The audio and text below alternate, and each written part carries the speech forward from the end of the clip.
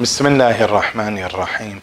الحمد لله رب العالمين، وصلى الله على محمد وآله الطاهرين. وصل بنا الكلام إلى البحر المنسرح،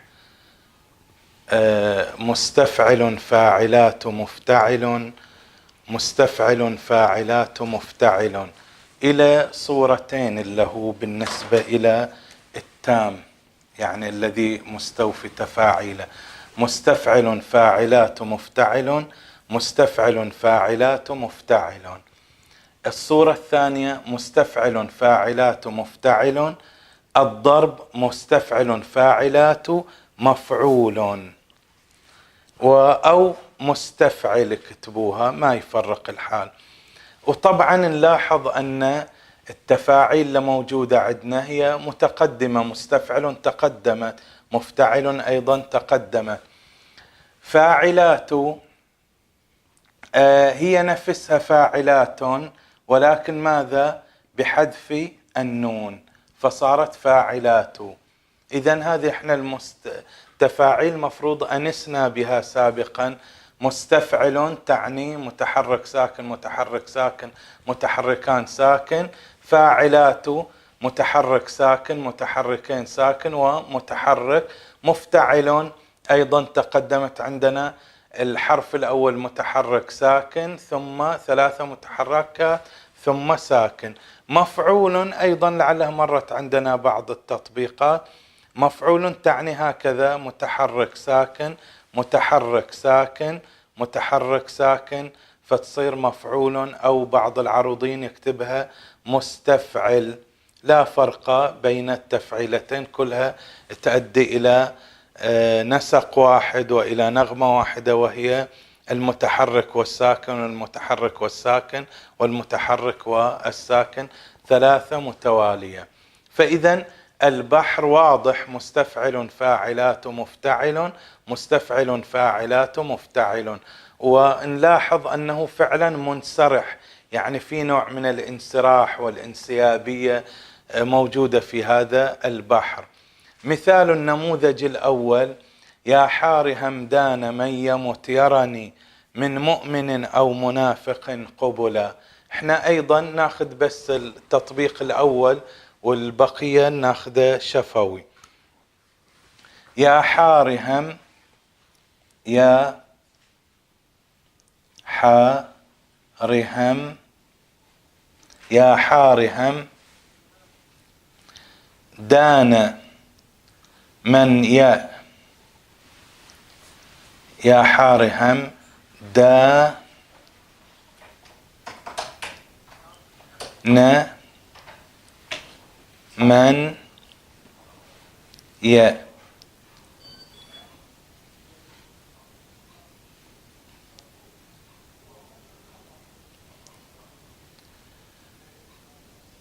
موت يرني، عفوا.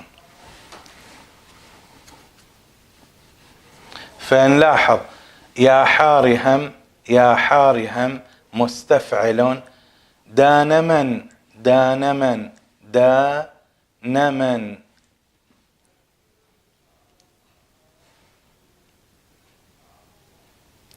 دان من.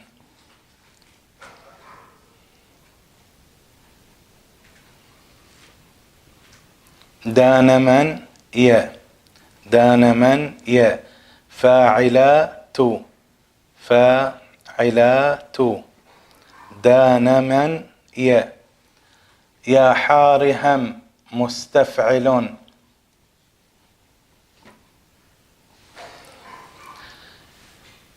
مت يرني مت يرني مفتعل مفتعل مت يرني. من مؤمن مستفعل، أو منافي أو منافي أو منافي. فاعلات قن قن قبلا قن قبلا مفتعل، قن قبلا مفتعل.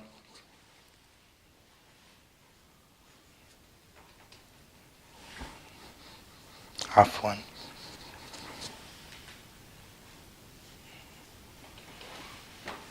فهذا إن شاء الله المثال يكون واضح، والمثال الآخر راح نطبقه من خلال التقطيع الشفوي.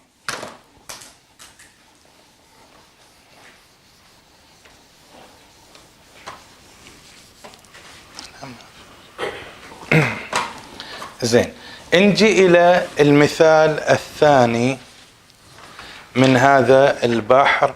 يا قوم هل للبلاد من رجل. أنا راح أكتب البيت ولكن التقطيع راح يكون تقطيع شفوي لعدم التوقف كثيرا عند هذه الأمثلة، لأننا كما قلنا نعتمد على أن الطالب المتابع والمجد يقوم بعملية التقطيع. يا قوم أو يا قوم هل للبلاد من رجل يعيد كالأمس مجد أهليها.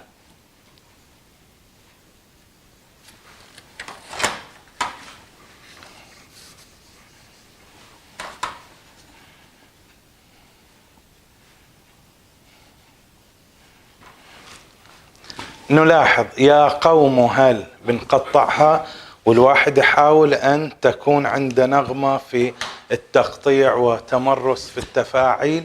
يا قوم هل، يا قوم هل مستفعل للبلاد من، للبلاد، للبلاد، للبلاد فاعلات من رجل، من رجل، من رجل مفتعل يعيد كل، يعيد كل، يعيد كل، يعيد كل مفاعل، مفاعل أمس مج، أمس ما، أمس عفوا أمس مجد، أمس مجد.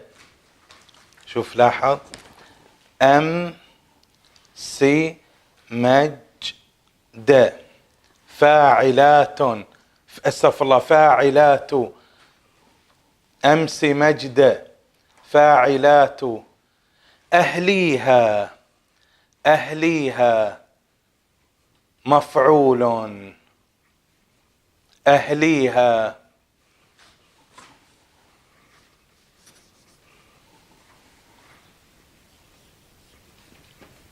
واضح إن شاء الله. مرة ثانية نعيد التقطيع سريع. يا قوم هل مستفعل للبلاد، للبلاد فاعلات من رجل مفتعل يعيد كل مفاعل أمس مجد، أمس مجد فاعلات أهليها مفعولون. فانتهى الكلام عن هذا القسم وهو المنسرح التام. وهذا طبعا احنا من خلال التتبع في الكتب يعني الدواوين المتأخرة المعاصرة هذا يعتبر قليل، بحر المنسرح، يعني بحسب ما تتبعت وقرأت في الدواوين المعاصرة أنه قليل. نعم، وحتى في القديم ليس تلك الشهرة، وإن كان هو بحر في حد ذاته ليس فيه ثقل ولا ما إلى ذلك، وإنما هو بحر جيد فيه أيضا مسحة من الجمال والموسيقى كما يقولون. زين، الآن نجي إلى نعم إلى المنسرح المنهوك. المنهوك وهو ماذا؟ كل بيت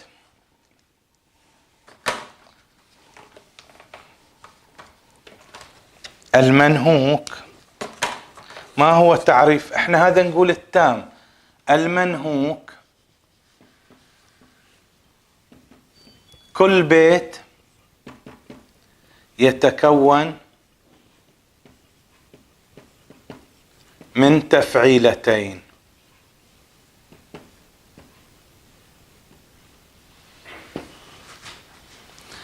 مثلا هنا ناخذ مثال: يا موطنا للأحرار.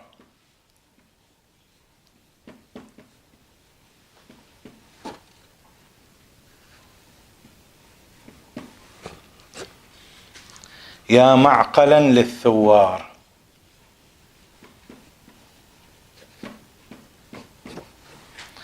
يا موطنا مستفعل للأحرار مفعولات، فهو وزن مستفعل مفعولات. يا موطنا مستفعل للأحرار مفعولات مستفعل مفعولات. يا معقلا مستفعل للثوار مفعولات. هذا هو المنهوك الصورة الأولى. عندنا أيضا المنهوك الصورة الثانية: مهلا عذولي مهلا إن كنت تبغي نيلا.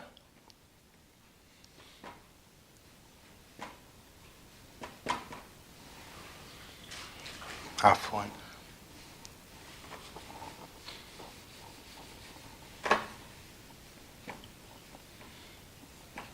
إن كنت تبغي نيلا. هذا وش وزنه؟ مستفعل مفعول، نفس هذه مستفعل ولكن هنا مفعول. فوزن مهلا عذو لي مهلا إن كنت تبغي نيلا. مهلا عذو مستفعل لي مهلا مفعول إن كنت تب مستفعل غي نيلا مفعول. فإذا هذا المنهوك اللي هو كل بيت فيه تفعيلتين فقط إلى وزنين وإلى صورتين: مستفعل مفعولات يا موطنا للأحرار يا معقلا للثوار. الصورة الثانية مستفعل مفعول مهلا عذولي مهلا إن كنت تبغي نيلا. وإن شاء الله يكون هذا البحر واضحا وليس فيه أي صعوبة. زين، التغييرات الحاصلة بالنسبة إلى الحشو، وقلنا أن المراد من الحشو التفعيلة ما قبل الأخيرة من الشطر الأول وما قبل الأخيرة من الشطر الثاني، هذا نعبر عنه بالحشو. فالحشو مستفعل تحول إلى مفتعل وإلى مفاعل. إذن التغيير في الحشو بالنسبة إلى مستفعل تحول إلى مفاعل وإلى مفتعل. أيضا فاعلات الموجودة في الحشو قد تأتي مفعولات. إذا صارت طبعا مفعولات راح تصير بهذا الشكل: مفعولات. ومعنى مفعولات يعني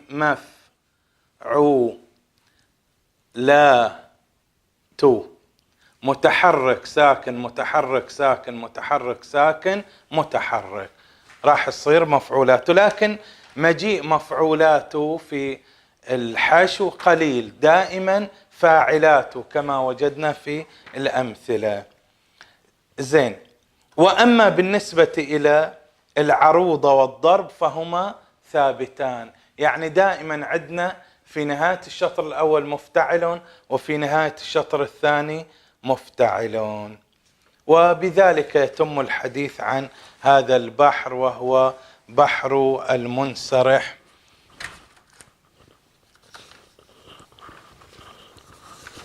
والكلام فعلا في أحد البحور المهمة والتي ينظم عليها علماؤنا في وسائر علماء الإسلام في ما يرتبط بالعلوم الفقهية والنحوية وغيرها، سائر العلوم بل حتى الفلسفية ينظم على هذا البحر، والمسمى ببحر الرجز. في أبحر الأرجز بحر يسهل مستفعل مستفعل مستفعل. فهناك التام كما هي العادة، طبعا هذا البحر نركز اسمه الرجز. والتام له صورتان. الصورة الأولى مستفعل، أيضا مثلها مستفعل ومثلها، وهنا مثلها أيضا، يعني راح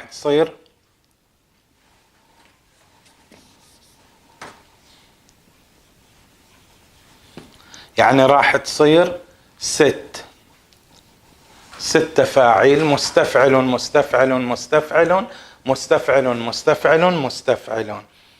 وبالنسبة إلى الصورة الثانية في التام مستفعل مستفعل مستفعل مستفعل، أيضا مثلها، ولكن الضرب ماذا؟ الضرب مفعول. يعني راح يصير عندنا الصورة الثانية مستفعل مستفعل مستفعل ثم مستفعل مستفعل مفعول.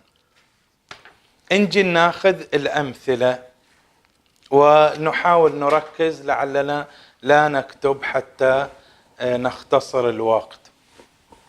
المثال الأول المثال الأول: قتلتم الصلاة في محرابها يا قاتليه وهو في محرابه. قتلتم الصلاة في محرابها. نجي نقطع: قتلتموس مفاعل، صلاة في مفاعل، محرابها مستفعل. إذن قتلتم الصلاة في محرابها مفاعل مفاعل مستفعل. يا قاتليه وهو في محرابه.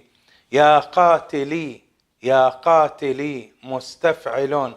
هي وهو في مستفعل، محرابه مستفعل.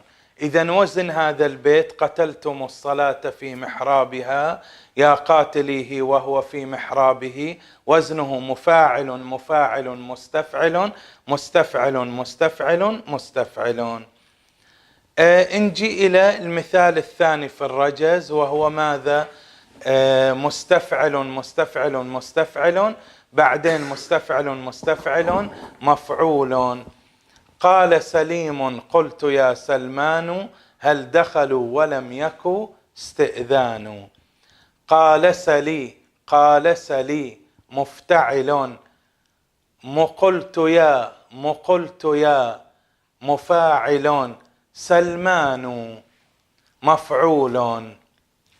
إذن قال سلي مقلت يا سلمان مفتعل مفاعل مفعول. هل دخلوا ولم يكس تئذان. هل دخلوا مستفعل ولم يكس مفاعل، تئذان مفعول. إن شاء الله الوزن واضح في هذه النماذج. نجي بعدين مجزوء الرجز.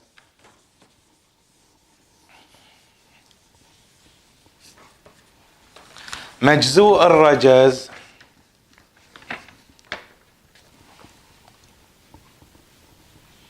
مستفعل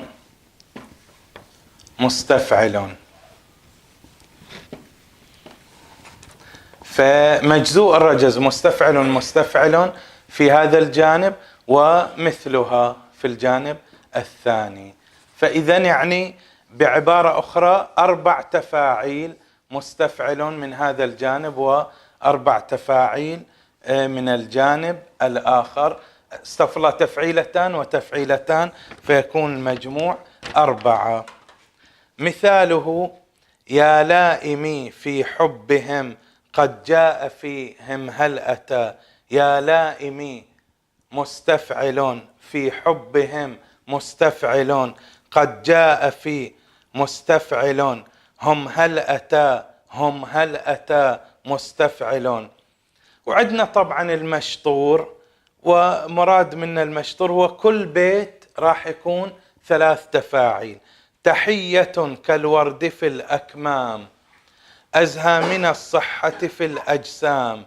هذا في الواقع أنت تقدر لو كان بتجعله كامل يعني تام راح يصير عندك 3 تفاعيل و3 تفاعيل، لكنهم يعني هذا يعتبروه من ما يعبر عنه بالمشطور، والمشطور هو ما كان 3 تفاعيل تعد ماذا بيتا واحدا. لهذا لاحظوا تحية كالورد في الأكمام، هذا المفروض نعتبره بيت كامل. أزهى من الصحة في الأجسام أيضا نعتبره بيت كامل. تقطيع بشكل سريع. تحية مفاعل كالورد في المفاعل استغفر الله كالورد في المستفعل أكمام مفعول. أزهى من مستفعل صحة في مفتعل أجسام مفعول.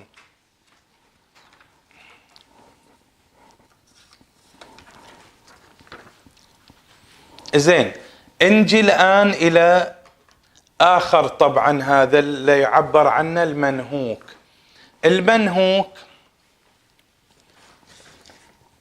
البيت الواحد يشتمل، هذا اللي هو نعبر عنه المنهوك. البيت الواحد يشتمل على تفعيلتين فقط، يعني هذا يعتبروه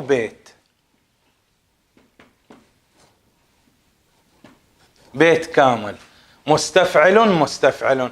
فالمنهوك يعني هذا تفعيله منه وتفعيله هنا، وهذا يعني مع الأناشيد والأهازيج وما إلى ذلك. إلهنا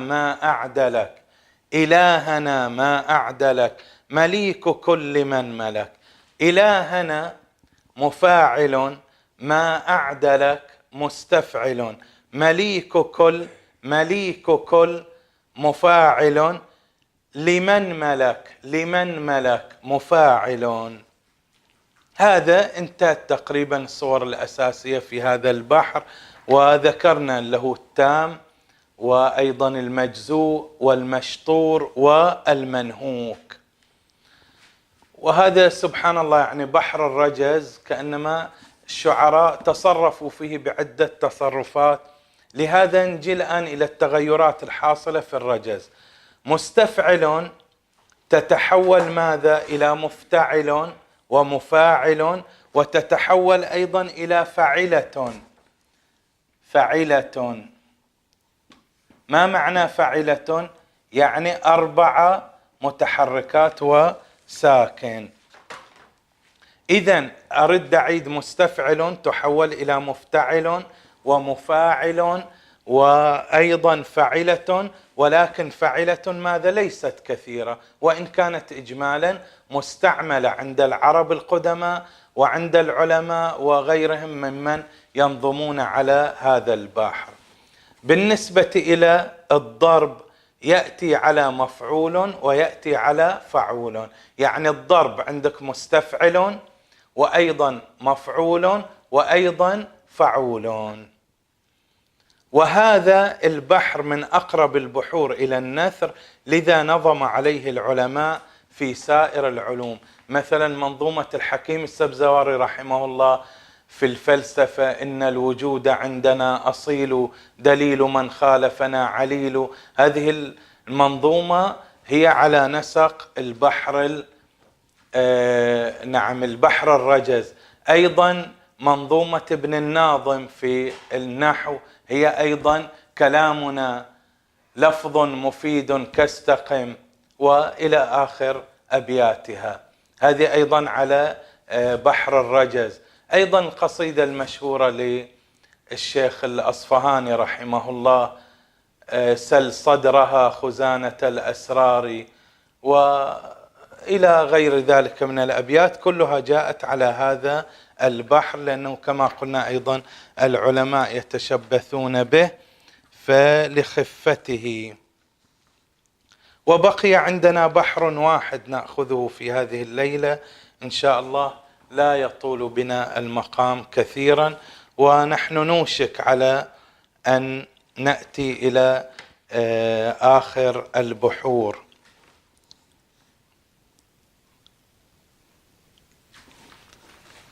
ولكن لعله نعم هذا البحر لا نكمله في هذه الليلة، سيكون إكماله في ليلة أخرى.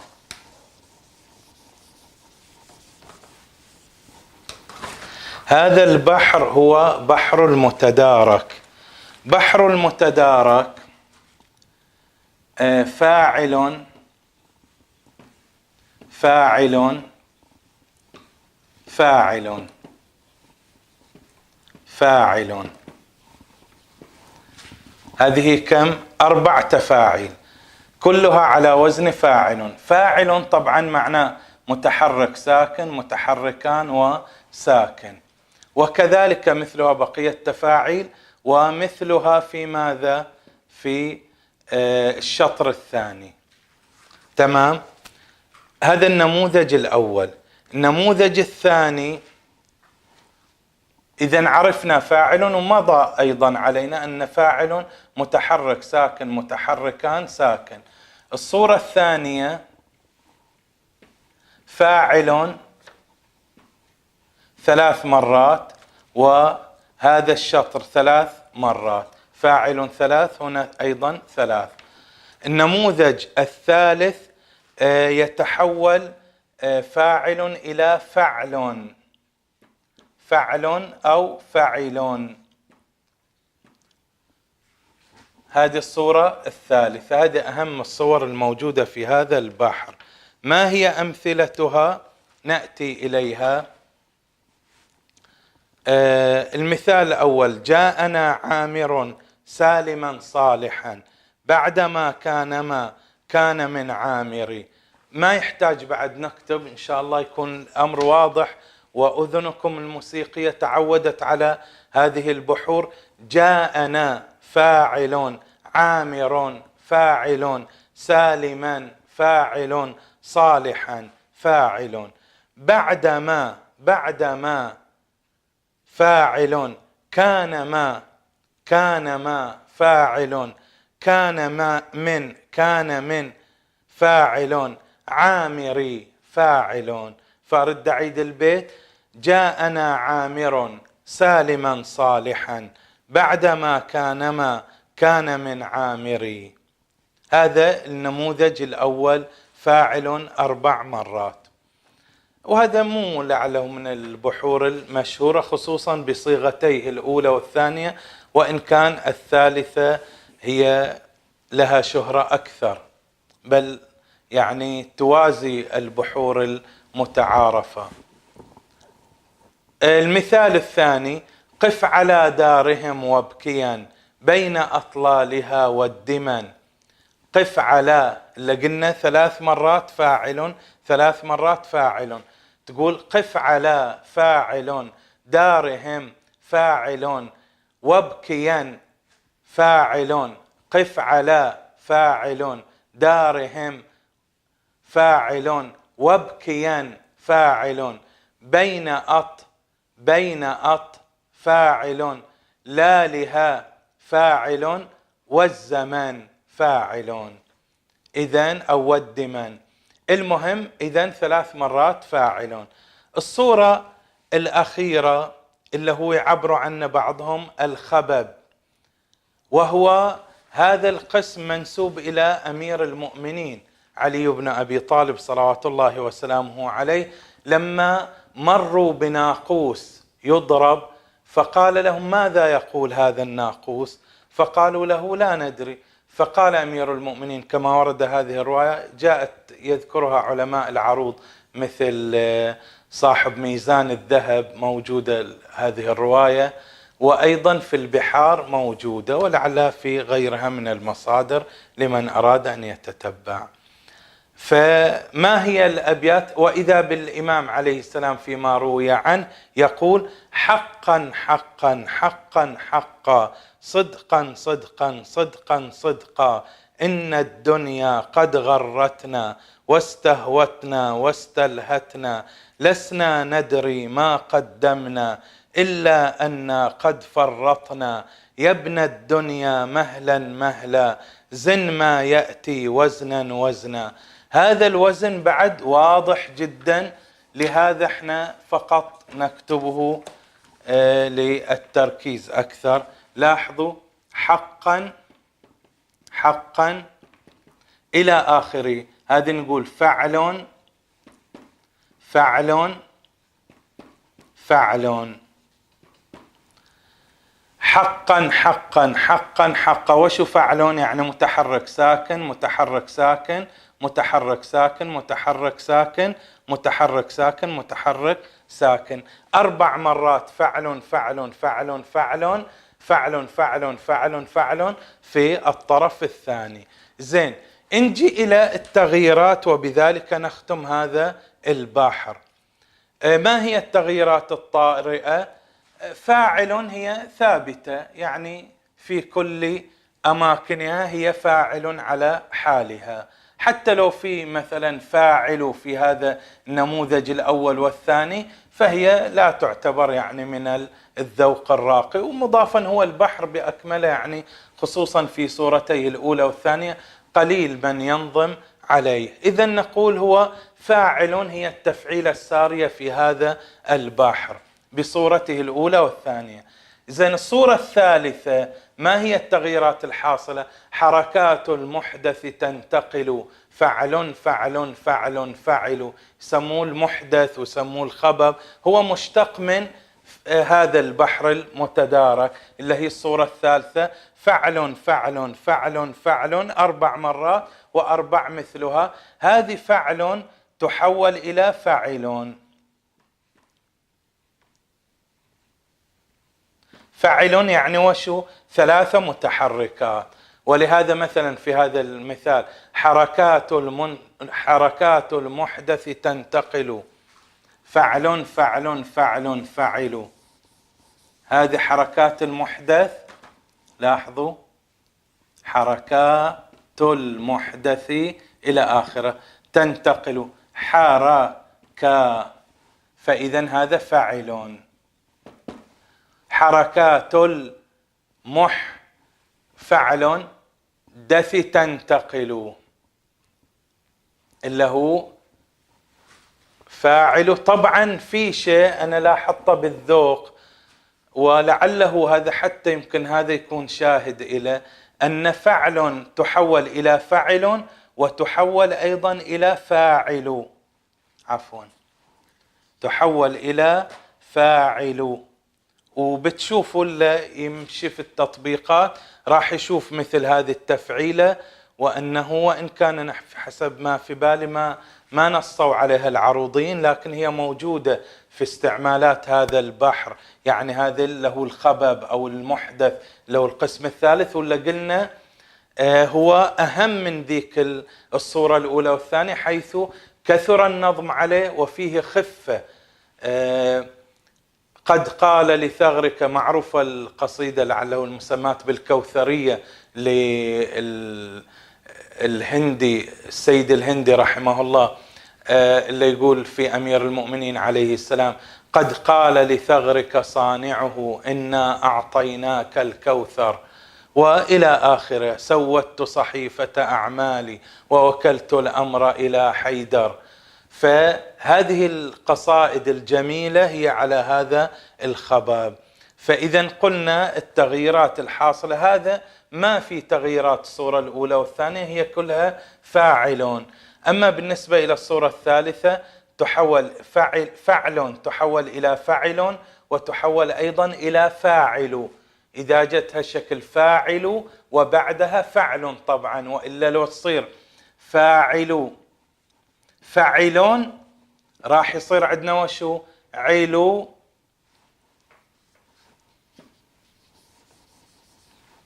وإلا راح يصير عندنا فاعل فعل.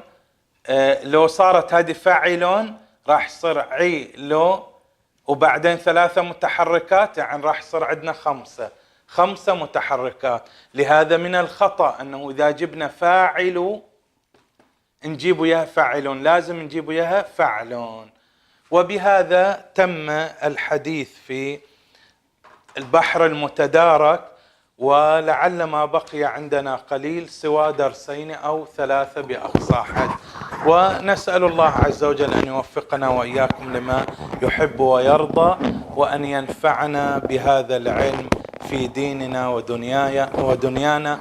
وآخر دعوانا أن الحمد لله رب العالمين، وصلى الله على محمد وآله الطاهرين.